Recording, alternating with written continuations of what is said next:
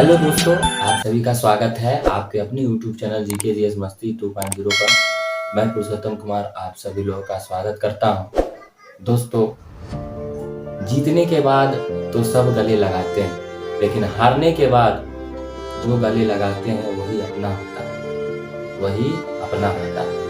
तो चलिए, आज हम लोग मुगल वंश को पढ़ेंगे और उत्तर मुगल काल को पढ़ेंगे। उत्तर मुगल काल को और मुगल वंश के शासक के बारे में जानेंगे, क्रम के अनुसार से जानेंगे और ऐसे जानेंगे जिससे आपको याद हो जाए। तो भारत में मुगल वंश के संस्थापक जो थे वो बाबर थे और बाबर के बाद ही सारा हम पढ़ेंगे, क्योंकि स्थापनाकर्ता जो थे मुगल वंश के वो बाबर ही थे।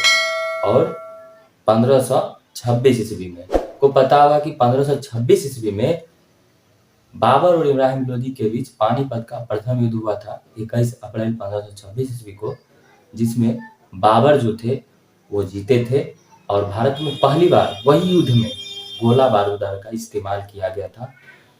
उससे पहले भारत में गोला बारूद का प्रयोग नहीं किया गया था, क्योंकि बाबर ने ही किया था और इब्राहिम लोदी को हराया था।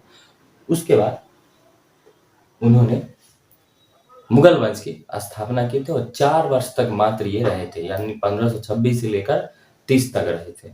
बस इसमें इतना जानना है। और बाबर के जो सबसे बड़े पुत्र थे वो हुमायूं थे और बाबर हुमायूं को सबसे ज्यादा मानता था और सबसे बड़े पुत्र को ही उनको गद्दी दिया गया था। बाबर की मृत्यु के बाद 1530 के बाद हुमायूं 1530 से लेकर 40 तक रहा। लेकिन इसमें क्या हो जाता है, 1540 में युद्ध होता है, शेरशाह के बीच युद्ध होता है। बाबर और ये हुमायूं और शेरशाह के साथ युद्ध होता है, जिस युद्ध में हुमायूं हार जाता है। 1540 वाला युद्ध जो होता है, जिसको हम लोग बेलग्राम का युद्ध भी कहते हैं, कन्नौज का युद्ध भी कहते हैं, उस युद्ध में वो जो था हुमायूं जो था वो हार गया। और जिसके तो यहाँ तक आप लोग को समझ में आ गया होगा। चलिए, अब आते हैं हम लोग अकबर के बारे में जानते हैं। यानी हुमायूं का जो बड़ा पुत्र था वो अकबर था। हुमायूं के बाद अकबर आते हैं और अकबर का शासनकाल था 1556 से 1605 तक। 1556 से 1605 तक अकबर का जो था शासनकाल 1556 से 1605 तक था। ये आपको याद रखना है। अकबर भी जो था वो मुगल वंश में बहुत अच्छे उन्होंने काम किए। अकबर ने बहुत अच्छे काम किए। धार्मिक सुधार में भी उन्होंने बहुत अच्छा काम किया। हुमायूं जो था वो ज्योतिष में विश्वास रखता था और हिंदू वाले जितने भी धार्मिक, खासकर धार्मिक सुधार आंदोलन हुआ तो अकबर बहुत ज्यादा किया था। चलिए, आते हैं जहांगीर पे। जहांगीर जो था अकबर के बाद, यानी अकबर के बाद अकबर का उत्तराधिकारी के रूप में जहांगीर आया था। जहांगीर का जो नाम था वो सलीम भी कहा जाता है। इनको क्या कहता है, जहांगीर को सलीम भी कहा जाता है। तो इनका कार्यकाल था 1605 से 1627 तक। इन्होंने मुगल काल में बहुत अच्छे काम किए, जो कि हम आने वाले वीडियो में हर एक टॉपिक पर हम वीडियो बनाएंगे, जिससे कि आपको कोई परेशानी नहीं होगा। अब आते हैं शाहजहां। शाहजहां 1627 से 1657 तक ये मात्र रहे थे, बहुत ही कम दिनों तक ये रहे शाहजहां। उसके बाद आते हैं औरंगजेब पर। औरंगजेब का शासनकाल 1658 से 1707 तक हुआ था और औरंगजेब की मृत्यु के बाद मुगल काल उतना पूर्ण रूप से नहीं चल पाया था, क्योंकि इससे जितने भी शासक थे, इससे शक्तिशाली शासक मुगल काल में हुआ ही नहीं, जिसके कारण जो है उत्तर मुगल काल चला था इसके बाद। क्योंकि यहाँ तक जो था मुगल काल में बहुत शक्तिशाली सभी शासक थे। औरंगजेब की मृत्यु हो जाती है 3 मार्च 1707 को और उसके बाद जो है मुगल काल, खासकर मुगल काल, वो आगे नहीं विकास नहीं कर पाता है और उसके बाद जो है उत्तर मुगल काल जो है आता है और इसमें उतना पूर्ण रूप से विकसित नहीं हो पाता है। तो मुख्य रूप से हमको ये चीज आपको याद रखना है, सारा चीज को याद रखना है कि आरंभिक मुगल शासक जो है कौन कौन थे। तो आरंभिक मुगल शासक में कौन कौन थे, बाबर थे, हुमायूं थे, अकबर थे, जहांगीर थे, शाहजहां थे, औरंगजेब थे। इस तरह से हमको याद रखना है। और इसमें कभी कभी पूछ दिया जाता है शासन काल के बारे में, तो ये भी आपको याद रखना है। वैसे हम प्रत्येक पर जो है वीडियो बनाएंगे, बाबर के बारे में बनाएंगे, हुमायूं के बारे में, जितना है हम अलग अलग बनाएंगे। चलिए, अब आगे चलते हैं। उत्तर मुगल काल में अब यहाँ पे औरंगजेब की मृत्यु जो हो जाती है 1707 ईस्वी में, 3 मार्च 1707 में। इसके बाद आ जाते हैं बहादुर शाह।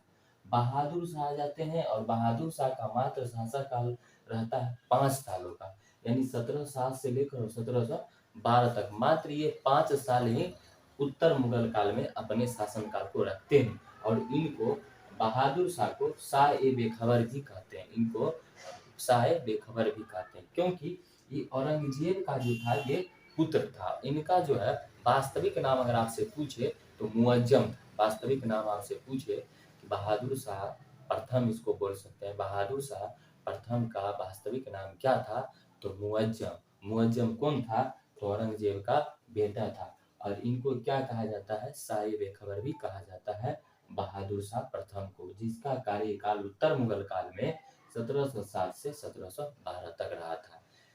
आप ध्यान से पढ़िएगा तो 100% है, आपको याद हो जाएगा। इसलिए हम आपका ये चार्ट बना दिए हैं, और आप चाहेंगे तो मेरे वीडियो को 1 बार नहीं, 2 बार नहीं, 3 बार, जितना बार हो उतना बार देख के आप याद कर सकते हैं। और ये एग्ज़ाम के लिए बहुत ही इम्पोर्टेंट है, बहुत बार इससे पूछा जाता है।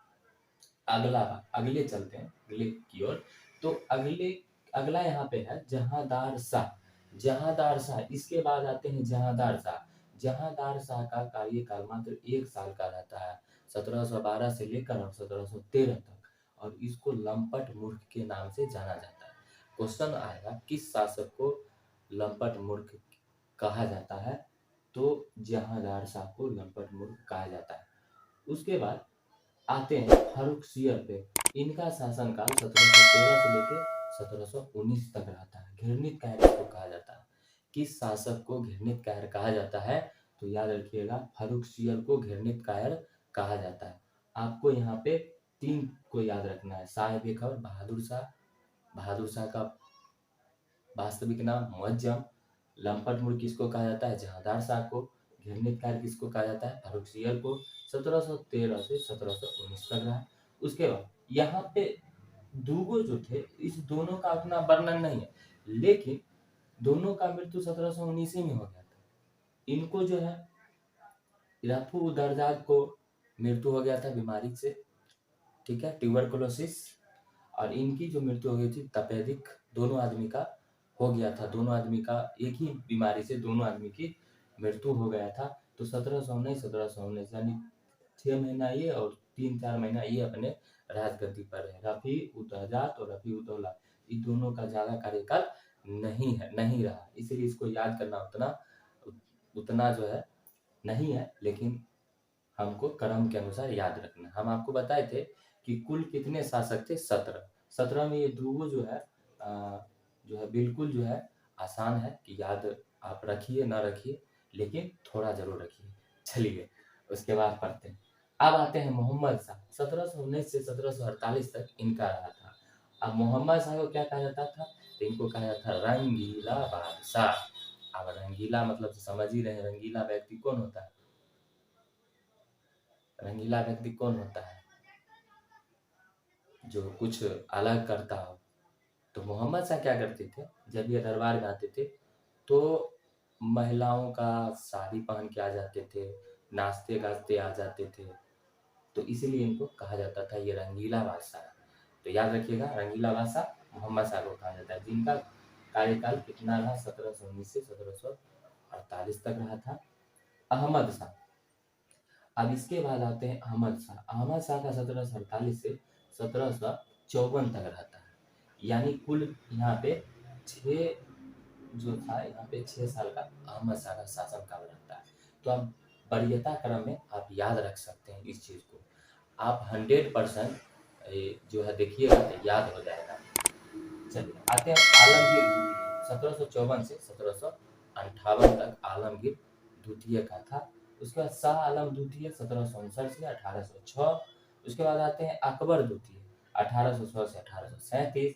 बहादुर शाह द्वितीय, जिसको बहादुर शाह जफर द्वितीय भी कहा जाता है, जो 1837 से 1857। आप लोग को याद होगा कि 1857 की क्रांति में पराजित हो गए थे बहादुर शाह जफर, ठीक है, बहादुर शाह जफर क्या हो गए थे, पराजित हो गए थे। तो चलिए रिकॉल कर लेते हैं, पुनः हम आप लोग को बता देते हैं याद कैसे करना है। देखिए, यहाँ से आपको 3 को याद कर लेना है। साहिब-ए-खबर, बहादुर शाह, लंपट मूर्ख जहांदार शाह, घिरनीत कायर फारूक सियर, मोहम्मद शाह रंगीला बादशाह और अहमद शाह 1748-1754। और उसके बाद यहाँ पे जितना है सब आपका द्वितीय के नाम से प्रसिद्ध है। तो जितना भी द्वितीय लगा होगा आप याद कर, जैसे देखिए आशा यानी आलमगीर द्वितीय, आ से आलमगीर द्वितीय 1769 से 1806। और उसके बाद हो गया यहाँ पे अ, ये हो गया क्या हम क्या लिखा है आशा से दोनों आपको याद करना है। उसका हो जाएगा अकबर द्वितीय, यहाँ पे वो है तो बहादुर शाह जफर 1829 से 1857, क्योंकि बहादुर शाह जो 1857 का जो नेतृत्व उन्होंने किया 1857 के क्रांति का, उसमें वो हार गए थे। और 1857 की जो क्रांति जो था वो असफल रहा था। इसलिए असफल रहा था क्योंकि उसमें व्यक्तिगत रूप से वो लड़ा गया था, इसलिए वो असफल रहा। तो दोस्तों, इस वीडियो को पूरा देखिएगा और आप लोग अच्छा लगे खराब लगे ज़रूर कमेंट बॉक्स में लिखिए। अच्छा लगे तो ज़रूर हमें आत्मविश्वास को बढ़ावें, कुछ भी हो लेकिन कमेंट ज़रूर कीजिए, क्योंकि आपका कमेंट से ही हमें जो है कुछ आगे बढ़ने का मौका मिलेगा। इसी तरह का वीडियो देखने के लिए मेरे चैनल को लाइक और सब्सक्राइब ज़रूर करें और दोस्तों के बीच शेयर करें। तब तक के लिए जय हिंद।